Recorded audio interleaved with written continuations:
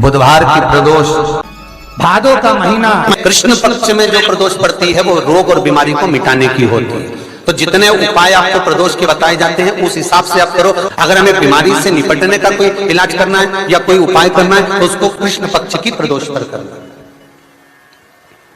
बुधवार की प्रदोष, भगवान शंकर ने माता पार्वती से कहा था, पार्वती जब मनुष्य रोग से ग्रसित होगा, यह मानव का शरीर जब रोगों से घिर जाएगा, तब तेरे फेंके हुए कुंदुक नाम का अगर वो स्मरण करेगा और कुंद का ईश्वर का नाम लेकर एक लोटा जल लाल चंदन मिलाकर मेरे शिवलिंग पर समर्पित करेगा तो वो रोग से मुक्त हो जाएगा। बुधवार की प्रदोष पड़ती है तो शिव रजत भवन में निवास करते हैं। जैसे हमारे यहाँ झाड़ू की महत्वता कही, जो झाड़ू होती है बुआरी होती है, जिस झाड़ू को अपन झाड़ते हैं, ये महाराज 3 जगह पर नहीं रखना चाहिए। कितनी जगह पे नहीं रखना है? 3 जगह। पहला, जिस कमरे में पति पत्नी दोनों सोते हों उस कमरे में झाड़ू कभी मत रखना, क्योंकि पति पत्नी में क्लेश बना ही रहेगा, आपस में प्रेम स्नेह नहीं रहेगा। जिस कक्ष में पति पत्नी सोते हों रहते हों उस कमरे में झाड़ू कभी नहीं होना चाहिए, बुआरी नहीं होना चाहिए। दूसरा, जिस कक्ष में हॉल में लोग आकर बैठते हों और वहां कोई सोफा सेट लगा हो, कोई पलंग लगा हो, उस पलंग के नीचे, उस सोफे के नीचे झाड़ू नहीं होना चाहिए। सास और बहू का संबंध अच्छा नहीं रहता, विवाद होगा ही, ये पक्का। तीसरा, अन्नपूर्णा का स्थान जहां पर भोजन बनता है, आप भोजन करते हो, रसोई घर में झाड़ू नहीं होना चाहिए। कारण बच्चों में क्रोध आएगा, चिड़चिड़ प्रवृत्ति बनी रहेगी और बेटा और बेटी संबंध आप करना चाहते हो समाज में, और बच्चे गलत जगह पर संबंध करने के लिए आतुर रहेंगे। इसलिए रसोई घर में बुआरी झाड़ू नहीं होना चाहिए। बुधवार की प्रदोष कामना की पूर्ति करते हैं। श्री शिवाय नमस्तुभ्यं। 3 तिथियां हैं। पहला प्रदोष, दूसरी शिवरात्रि और तीसरे नंबर पर आती है सोमवार की अष्टमी। ये 3 तिथियां ऐसी हैं जिसमें 2 बूंद भी दूध अगर हम शंकर भगवान को समर्पित करते हैं तो अपना घर बच्चों की किलकारियों से कम नहीं होता, वो भराता ही है, वंश बढ़ता ही है। वंश बढ़ाने का एक सर्वश्रेष्ठ तरीका में कहा कि जब धन कम हो, संपदा कम हो, व्यापार नहीं चल रहा हो, बहुत कष्ट, बहुत तकलीफ की जिंदगी निकल रही है,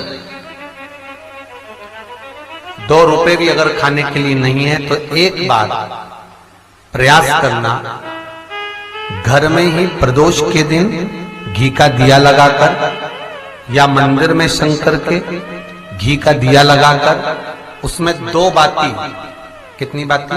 2 बाती रखना। चाहे तुम लंबी रख लो चाहे गोल रख लो, पर रखना 2 ही बाती। घी का दिया लगाकर दुख दहन स्तोत्र का पाठ करो। दारिद्र दुख दहन स्तोत्र का पाठ बाजार में किताब मिल जाएगी, नहीं मिले तो मोबाइल पर सर्च कर लेना, उसमें निकाल लेना, उसका पाठ करो। कम से कम 5 प्रदोष तो करो। और बाबा विश्वास रखना शिव महापुराण पर, अगर पहली प्रदोष पर ही आपने अगर घी का दिया लगाकर आसन लगाकर शंकर के सम्मुख में प्रदोष के दिन प्रदोष काल में शिव की पूजन कर दारिद्र दुख दहन स्तोत्र का पाठ चालू कर दिया तो विश्वास रखना कि 5 प्रदोष तक तो बाबा खुद करुणा कर देगा। सर आपको मुड़कर नहीं देखना पड़ेगा। नौकरी नहीं लग रही, सर्विस नहीं लग रही, परास्त तो हो चुके हैं, फॉर्म भर भर कर, दुनिया के हाथ जोड़ जोड़ कर। एक बार महादेव के हाथ जोड़ लो, एक बार उससे कह लो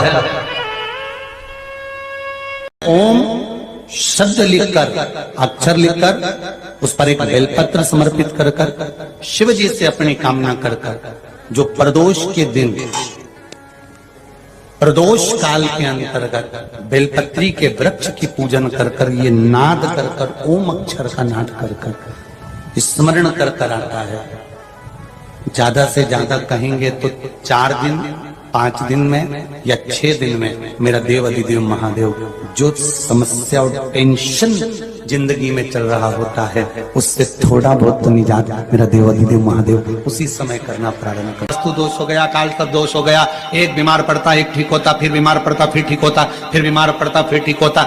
शिव महापुराण की कथा कर रही है, शंकर भगवान का चरित्र कर। कृष्ण पक्ष में जो प्रदोष पड़ती है, एक पीपल के पत्ते पर कनेर का पुष्प अपने घर के अंदर रख लीजिए प्रदोष के 1 दिन पहले, और प्रदोष वाले दिन उसको बहते हुए पानी में डाल दीजिए।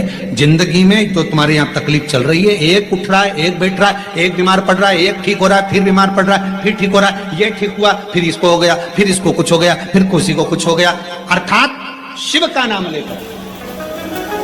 और फिर ही ध्यान देना, इस क्रम को करने के लिए आपको तुम रुकेश्वर महादेव का नाम लेना। जिस प्रदोष व्रत का हम वर्णन करते हैं, जिस प्रदोष के दिन का आपको बधाई कल हमने दी थी कि प्रदोष की आपको बधाई हो, प्रदोष शाम का जो समय होता है, प्रदोष काल जो होता है, उसका वर्णन जब हम करते हैं, ये प्रदोष की पूजन का विधान किसने बनाया, ये प्रदोष की पूजन का नियम किसने बनाया, ये प्रदोष की संध्या काल का प्रदोष के समय का पूजन का विधान कौन बनाया, ये प्रदोष के समय पर एक बेलपत्र चढ़ाने का विधान किसने बनाया, प्रदोष के समय पर एक समीपत्र चढ़ने का विधान किसने बनाया, प्रदोष के समय पर अगर मान लो कोई भिखारी से व्यक्ति भी है जो ठेला चला रहा है, उसके पास में खाने के लिए कुछ नहीं है, फटे कपड़े पहन रहा है, उसकी जिंदगी में कुछ भी नहीं बचा और कर्जे में लतालूम हो गया, एक चावल का दाना अगर वो प्रदोष के दिन, प्रदोष काल में शाम के समय पर शंकर के शिवलिंग पर चढ़ा देता है तो 3 या 4 प्रदोष में उसका कर्जा चुकना प्रारंभ हो जाता है। प्रदोष का विधान इतना, ये प्रदोष का वर्णन करा किसने, इतना प्रदोष की महत्वता बताई किसने, कौन करे इतना वर्णन। अगर प्रदोष की महत्वता बताने वाला कोई है, इसीलिए मेरे शंकर भगवान माता सती को लेकर कुंभज ऋषि के यहाँ, अगस्त ऋषि के यहाँ कथा सुनने के लिए गए थे, क्योंकि उनके बराबर कोई शंकर के महत्व को बता नहीं सकता और प्रदोष के महत्व को नहीं बता सकता। सती मैया को प्रदोष का महत्व बताने के लिए शंकर सती जी को लेकर कुंभज बाबा के यहाँ गए थे, अगस्त ऋषि के, कि प्रदोष के महत्व को तो जानो सती, तुम प्रदोष के महत्व को तो सती जानो, तुम प्रदोष के महत्व को तो सती पहचानो कि प्रदोष का महत्व क्या होता है, प्रदोष काल का महत्व क्या होता है, प्रदोष के समय का महत्व क्या होता है।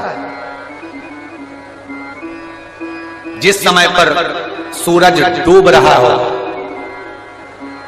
चंद्र प्रकाशित हो रहा हो, दोनों का मेल हो रहा हो, ना तो पूरा सूरज डूबा है, ना पूरा चंद्र आया है, ना पूरा अंधेरा है, ना पूरा उजाला है, उस समय को प्रदोष काल कहा गया, उस समय को प्रदोष का समय कहा गया। बन सके तो 2 चीजों से दूरी बना लो, एक पर स्त्री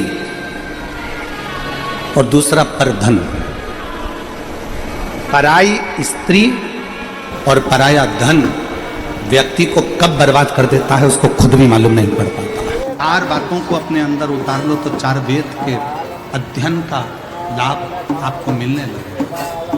पहले नंबर पर है समझदारी, दूसरे नंबर पर है जवाबदारी, तीसरे नंबर पर है वफादारी और चौथे नंबर पर है ईमानदारी। ये 4 बातों का जो अध्ययन कर लेता है, 4 वेद के अध्ययन का शंकर भगवान ने कहा जब प्रदोष काल हो, शाम का समय हो, उस समय पर बेलपत्री, पीपल और आंवले के नीचे लक्ष्मी तो कुछ देर के लिए विराजमान हो जाना। जो तेरे इन वृक्षों के नीचे शाम को दीप लगाने आए उसके घर तो पीछे पीछे चली जाना, बस इतनी कृपा कर देना। तो महाराज प्रदोष के दिन, प्रदोष काल में बेलपत्री के पेड़ के नीचे एक जो पत्ता आपके पास में हो, पान का मिल जाए तो पान का, पीपल का मिल जाए तो पीपल का, बेलपत्र का मिल जाए तो बेलपत्र का, उस पत्ते पर मात्र थोड़ा सा शहद और 7 दाने चावल के रखकर घी का दिया लगा दो महाराज, और थोड़ा सा जल हाथ की अंजलि में लेकर भगवान देव अधिदेव महादेव का स्मरण कर कर कि इस बेलपत्री के वृक्ष के नीचे माता लक्ष्मी, पार्वती, सरस्वती विराजमान है। इसी बेलपत्री के पेड़ के नीचे मेरे देव अधिदेव महादेव का 12 ज्योतिर्लिंग का स्वरूप प्रकट है, उनका स्मरण कर कर जल चढ़ा दीजिए। और उसका स्मरण कर लो जो चिड़चिड़ प्रवृत्ति करता हो, क्रोध करता हो, जिसको बोलने का भान नहीं होता हो, सम्मान नहीं देता हो, अपशब्द कहते हो, उनका स्मरण कर कर आप छोड़ेंगे। एकदम एक प्रदोष करेंगे, दूसरे प्रदोष तक तो आपको कोई दिक्कत ही नहीं है। 2-3 प्रदोष कर कर देखिए, बाबा कृपा करें। बच्चों को पढ़ने का कह रहे हो, पढ़ने बैठो पढ़ने बैठो पढ़ने बैठो पढ़ने बैठो, तो एक आध प्रयास बच्चों के लिए भी कर लिया करो कि भाई ठीक है, बच्चे लोग विद्या में प्रबल होंगे।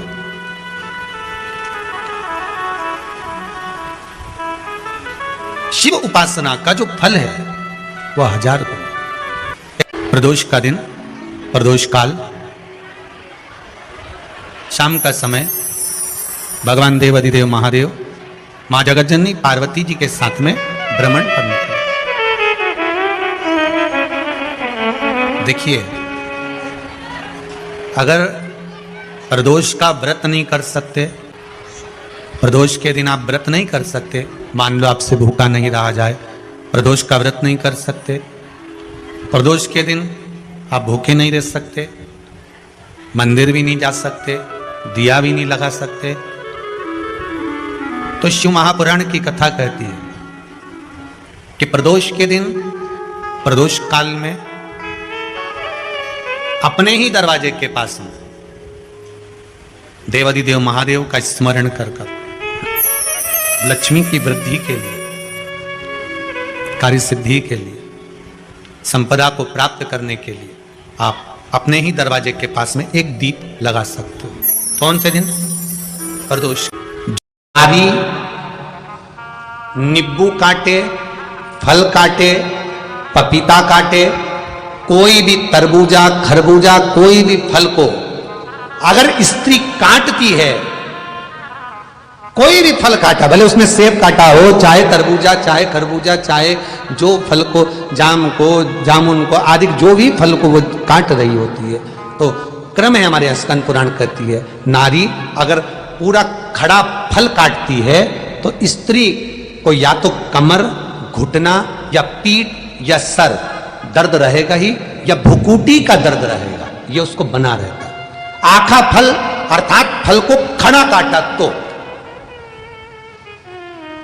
इसलिए स्त्री जब भी फल काटे तो जो फल आड़ा होता है, जैसे नींबू खड़ा है तो उसको आड़ा भाग में काटा जाता है, कोई सेब है उसको चक्कू थोड़ा सा आड़े भाग में लगा दो, कोई तरबूजा खरबूजा है कोई बड़ा फल है उसको आड़ा भाग में काटिए, खड़ा काटेगी तो स्त्री को शरीर का कष्ट रहेगा ही, या घुटने दुखेंगे, कमर दुखेगी, पीठ दुखेगी, कंधा दुखेगा, सिर दुखेगा, या फिर ये भुकुटी का दर्द, यहां से वो कहते हैं माइग्रेन का दर्द कहते, क्या बोलते हैं उसको, आधा सीसी का, वो रहेगा ही।